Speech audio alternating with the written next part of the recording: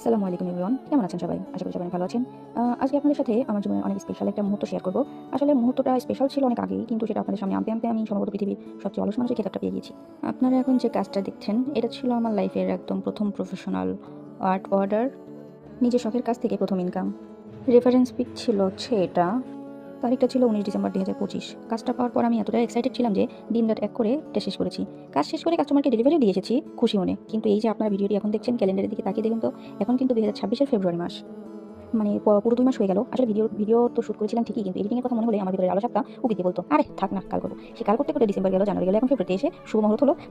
মাঝে মধ্যে মনে হয় আমি যদি এডিটিং একটু কম আর আঁকাআঁকিতে একটু বেশি অলস হতাম, তাহলে হয়তো আজ এই অবস্থা হতো না। যাই হোক, দেখতে হলো ভিডিওটা আপনাদের সামনে আনতে পেরে নিজেকে একজন সফল অলস ব্যক্তি হিসেবে গর্ববোধ করছি।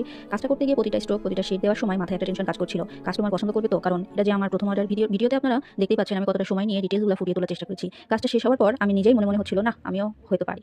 এখন আসি সবথেকে ইম্পর্টেন্ট কথায়। আপনারা তো দেখলেনই আমি কেমন কাজ করি আর কতটা অলস ভিডিও ছাড়ার ব্যাপারে।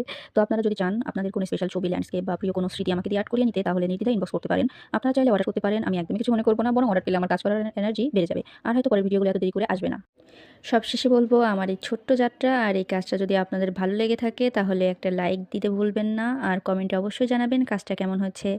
আপনাদের একটা ছোট কমেন্ট আমাকে অনেক বেশি ইন্সপায়ার করে। আর হ্যাঁ, আমার মতো এডিটিং নিয়ে এমন প্রো লেভেলের আলসেমি আর কার আছে, সেটা কিন্তু কমেন্টে স্বীকার করে যেতে পারেন। ধন্যবাদ সবাইকে, ভালো থাকবেন। আল্লাহ হাফেজ, টাটা।